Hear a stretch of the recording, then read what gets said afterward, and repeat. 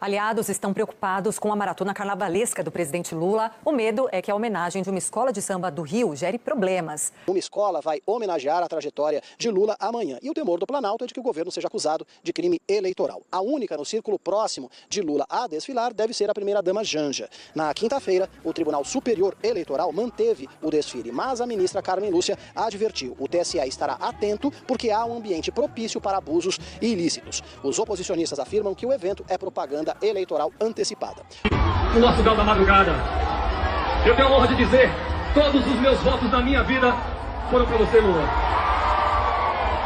Todos, sem exceção. Você merece essa festa linda. Você tirou o Brasil do mapa da fome, Bolsa Família, desenvolvimento.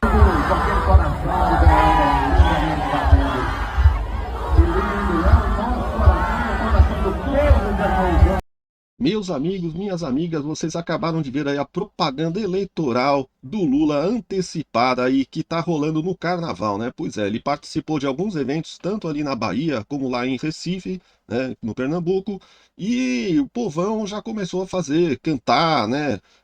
Lula, Lula, todas essas coisas que são proibidas, né? Principalmente com ele estando ali participando, né? Estando ali na arquibancada ali, né? Nos camarotes e tal, então aparece a imagem dele, aparece o povo gritando, tudo isso daí pode ser configurado como propaganda eleitoral gratuita. E algumas reportagens estão dizendo aí, né, pessoal da CNN e outros canais também, que o Lula está testando, né, o TSE, porque agora quem está à frente do TSE é a Carmen Lúcia, só que em agosto ela vai sair. E quem vai entrar é o Nunes Marques, né, que foi um ministro que foi colocado lá pelo Bolsonaro. E a gente não sabe ainda como é que ele vai se comportar. E mesmo a Carmen Lúcia, a gente não sabe se ela vai repetir o estilo do Alexandre de Moraes, que censurava tudo que era de direita e liberava tudo que era de esquerda, né, como aconteceu na eleição passada. Então, pessoal, eu vou mostrar para vocês aqui a repercussão que está dando toda esse bafafá aí, né, porque hoje deve rolar o desfile do Lula lá na Sapucaí, né, a escola de samba lá de Niterói, eu não sei se é Unidos de Niterói, alguma coisa assim, que vai desfilar e vai homenagear o Lula. E eles insistiram em manter, e a Carmen Lúcia liberou, porque segundo ela ainda não existia um crime configurado, porque não tinha acontecido nada. Ela, ao invés de proibir, ela liberou. Só que acontece que eu vi um comentário aqui, que eu vou até mostrar para vocês, um comentarista de um canal, dizendo exatamente o seguinte: que na eleição passada, eles simplesmente proibiam qualquer coisa que fosse de direita de ser vinculada. E agora eles estão liberando para depois dar uma multinha lá que o Lula vai pagar, não vai nem fazer cócegas, né? Não vai acontecer nada, né? Essa é a verdade. Eles vão liberar a propaganda. Eles estão falando para parecer que eles são sérios, né? Mas na verdade o que vai acontecer é que a propaganda vai rolar e depois que a propaganda tiver rolado, eles vão dar uma multinha lá de 20 mil, 30 mil, coisas assim. E não vai acontecer nada, vai ficar elas por elas. Mas vamos assistir aqui a repercussão, pessoal, porque tem gente achando que pode até ser que dê problema pro Lula. Vamos assistir aqui a fala aqui da nossa amiga Thaís Herédia, lá da CNN. Gente, nesse debate aqui sobre a participação do Lula nesse carnaval. Quem apareceu para criticar a participação de Lula e da primeira-dama Janja foi o cara que foi um dos principais marqueteiros do Partido dos Trabalhadores, estou falando de João Santana. Ele fez essa crítica direta, publicou um vídeo nas suas redes sociais dizendo o seguinte: ó, esse tiro vai sair pela culatra. Vamos ver um trechinho do que ele falou. Recorrendo à teoria dos jogos, me parece que se produzirá um cenário de soma negativa, onde todos saem perdendo. Explico. A relação carnaval-política sempre foi um jogo de equilíbrio delicado. Até Getúlio Vargas sabia disso. Quem encontrou o melhor ponto de equilíbrio nessa quase lotrocução foi o carnaval baiano. Por isso mesmo, você não vê política em cima do trio, nem primeira-dama como destaque de bloco. As poucas afoitas que se arriscaram fizeram protegidas no anonimato da multidão.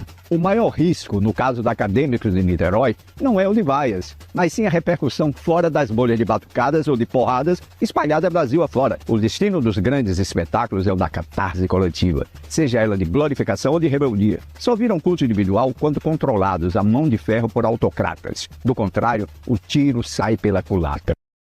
E diz a lei eleitoral, pessoal, a gente que cobre... Aí você viu, né? Agora vamos ver uma outra reportagem aqui. Mas você viu aí até o Joel Santana, que foi marqueteiro do Lula, detonou, porque isso pode ser um tiro pela culatra. É o que eu falei já no outro vídeo, que de repente, se tiver uma vaia gigantesca a hora que estiver passando essa escola de samba, pode dar tudo errado, né? O público virar de costas para não assistir a escola passar, coisa desse gênero, né? A gente não sabe o que vai acontecer. Se tiver mais pessoas de direita lá do que de esquerda, pode ser que dê ruim para o Lula esse desfile. Campanha há muito tempo, sabe muito bem que é uma premissa. Quando a gente vai para a rua acompanhar um pré-candidato, a gente sempre escuta essa mesma versão. Ah, pode tudo, só não pode pedir voto. Vamos trazer aqui um pouco do que diz a lei eleitoral em relação a esse assunto, porque como o Pedro estava pontuando, existe de fato um entendimento, pelo menos preliminar da Justiça Eleitoral, de que não configura, como está aqui, artigo 36 da Lei de Eleições, não configuram propaganda eleitoral antecipada, desde que não envolvam pedido explícito de voto, a menção à pretensa candidatura, a exaltação de qualidades pessoais dos pré-candidatos, por exemplo. Esse é um artigo que menciona ali, em seguida, uma lista enorme, com vários itens ali do que os candidatos podem ou não podem fazer. Então, vou trazer aqui alguns exemplos, só para a gente não se alongar demais. Mas, por exemplo, segundo aqui o artigo 36, se aplica aqui a participação de filiados e partidos políticos ou de pré-candidatos em entrevistas, por exemplo, programas na televisão. Tudo isso desde que o quê? O cara não pode virar e falar, vote em mim, mas ele pode propor as suas ideias, pode falar do que ele quer apresentar para o país no seu projeto eleitoral. É permitida, por exemplo, a realização de encontros, seminários, congressos, eventos em geral, que acabem remetendo, de certa forma, a uma futura candidatura, que ainda não formalizada. Vale também para a realização de prévias, afinal você tem partidos políticos que têm disputas internas para escolher os seus candidatos, e fala ali também sobre a divulgação de posicionamento pessoal de um candidato sobre determinados temas.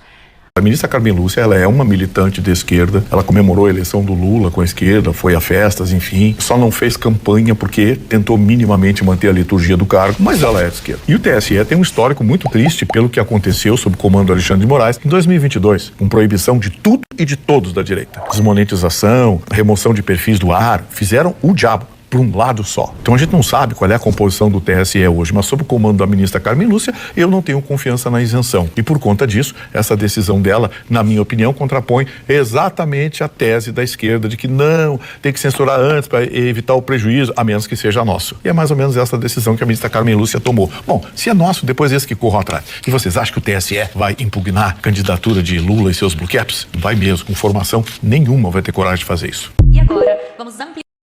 Provavelmente aquilo que eu falei, né? O que vai acontecer é que o Lula vai tomar uma multinha lá, não vai nem fazer cócegas para eles, porque eles têm verba eleitoral aí que eles recebem, né?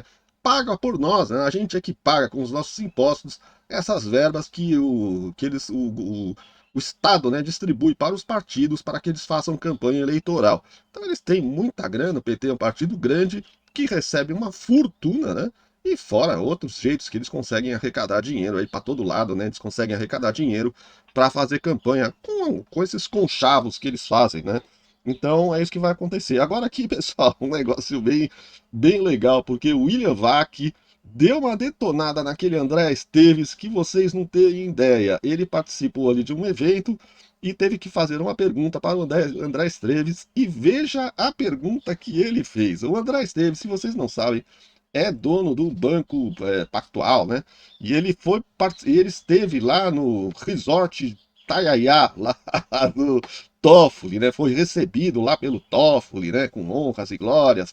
Tem um vídeo rolando aí na internet mostrando justamente o ministro Toffoli recebendo esse banqueiro lá no resort, né? Então, Vamos assistir que vocês vão dar risada com isso aqui. Ampliar a nossa perspectiva e fazer uma reflexão geral sobre o Brasil e o mundo em 2026. Para isso, eu convido de volta ao palco André Esteves, chairman e sócio sênior do BTG Pactual, que será entrevistado pelo jornalista William Vac. Que, além de ser um dos jornalistas mais respeitados do Brasil e amigo também. Dizem que jornalista nunca é amigo, né? Mas eu tendo a achar que alguns podem ser sim. Então, eu acho que a gente precisa arranjar uma piada nova, André. Talvez alguma coisa mais ligada a amenidades, aproveitando que você é um cidadão do mundo, conhece todos os lugares, vários resorts. Você recomendaria o resort Taiaia?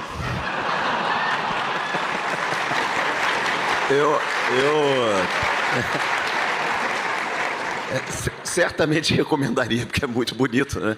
Eu não conhecia. It's good for business. Não, para business eu acho que não é o forte, não. O lugar é muito bonito, mas não é bom de business, não. Vamos lá, hoje Aí, pessoal, deu uma constrangida no tal do André Esteves, dono do banco BTG Pactual, que foi terrível, né? Que pergunta, hein? Que pergunta, deixou o cara numa saia justa violenta. Que situação, é vergonhosa a situação do nosso país, né? Nossa, a gente dá risada, mas a verdade é que isso aqui virou uma bandalheira generalizada, né? Essa história desse Banco Master, esses ministros, até agora o Alexandre de Moraes não explicou o envolvimento da esposa dele com o Banco Master, por que ela recebia 3 milhões e 600 mil reais por mês, né? Uma espécie de mesada para não prestar praticamente serviço nenhum. Parece que 2 vezes só ela trabalhou ali para o Banco Master, moveu alguma ação relacionada ao Banco Master, só isso, e essas ações não justificam o recebimento desses valores, que chegaram a completar praticamente 150 milhões de reais. Olha o tamanho da grana que ela estava recebendo, né? E por quê? Simplesmente por ser esposa do ministro Alexandre de Moraes. Bom, gente, é isso daí, né? Esse é o nosso país, né? Essa é a situação que está o Brasil, governado pelo Lula, não só pelo Lula, né? Por esse regime supremo PT, que, ao que me parece, eu não sei se eu estou errado, vocês deixem o seu comentário aí, me corrijam se eu estiver errado, mas eu tenho a impressão que o regime supremo PT está chegando nos seus últimos dias, graças a Deus. Deixe o seu comentário aí, pessoal. Se inscreve no canal, aciona o sininho das notificações para receber novos conteúdos e principalmente deixe o seu like aí para ajudar o engajamento aqui do vídeo para que ele possa ser visto por mais pessoas. Senta o dedo aí no like para mostrar que você é contra essa bandalheira que tomou conta do nosso país. Valeu, muito obrigado por ter assistido o vídeo até o final. E até o próximo vídeo. Valeu!